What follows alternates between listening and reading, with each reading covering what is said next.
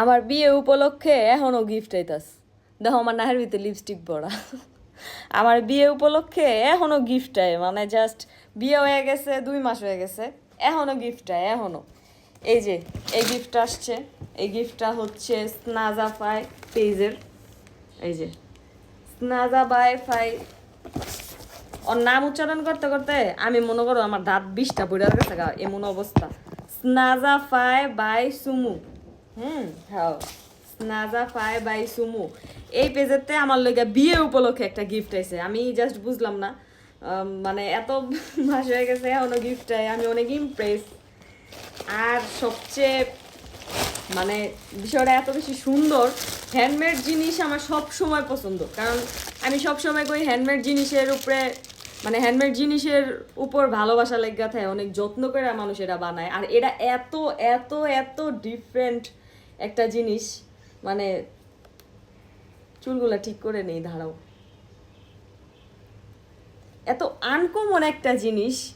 দেখো এই যে হিয়া মিল্লাত, 15 তারিখে আমাদের বিয়ে হয়েছে, 15 তারিখটা ও এরকম মার্ক করে অফ করে দিছে। আমি রেড কালার পরে বিয়ে করছি, এই যে রেড কালার লেহেঙ্গা, মানে আমি জাস্ট ইমপ্রেস হয়ে গেছি, এত সুন্দর হয়েছে এই গিফটটা। Thank you so much Sumu, thank you, মানে আমি ইমপ্রেস হয়ে গেছি। এটা দেয়ালে টানায় রাখতে পারবা। এই পুরা কাজটা কিন্তু ও হাতে করছে, পুরা কাজটা হ্যান্ডমেড হাতে করছে। প্লাস হলো আমি ওর পেজের মধ্যে ঢুকে দেখলাম যে ওই যে বার্থডে করে না, বার্থডে মানে বেবি হয় না নতুন, বেবির জন্য ওই যে 2 সাইডে 2টা পা কায়া এরকম করে রাখছে, মানে এইগুলা খুব এত মানে এত ডিফারেন্ট ইউনিক একটা জিনিস। আর সবচেয়ে বড় কথা হাতে মেক করা হয়, তো কত ভালোবাসা, কত সময়, কত সময় খরচ করে, কত ভালোবাসাই করে যে ও এটা মানে বানাইছে। আমি জাস্ট চিন্তা করি, মানে আয় কেমনে মানুষের মাথার থেকে এডি এডি আবার একটা ব্লাউজ আছে। এটা হচ্ছে ব্লাউজ, আর এইটা হচ্ছে ওই যে ফ্লাওয়ার বুকে, মানে এটা হচ্ছে আমার হাত, আর হাতে ফ্লাওয়ার বুকে, আর এটা হচ্ছে মিল্লাত স্যার। এত সুন্দর হইছে, আমি ইমপ্রেস হয়ে গেছি সিরিয়াসলি, এত ডিফারেন্ট মানে ইউনিক গিফট। বিয়েতে আমার অনেকজন অনেক গিফট করছে, কিন্তু এত ইউনিক গিফট আমি আমি আমার মানে লাইফে আমি কখনো পাই নাই, যে একটা মানুষ নিজের হাতে এই যে এগুলাও সুতা দিয়ে ফুল করা, এগুলো প্রত্যেকটা মানে পুরাটাই হচ্ছে হাতে করা। মানে একটা মানুষ হাতে এরকম ডিজাইন করে আমার একটা জিনিস গিফট দিব। আর হ্যান্ডমেড জিনিস আমার কাছে পৃথিবীর সবচেয়ে মূল্যবান জিনিস।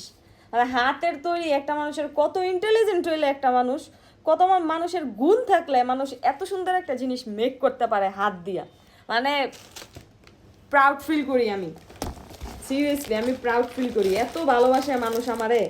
এগুলো হচ্ছে হ্যান্ডমেড চুড়ি, আরও আছে ভিতরে, না এগুলো হ্যান্ডমেড চুড়ি, আর এটা হচ্ছে একটা চিলকুট।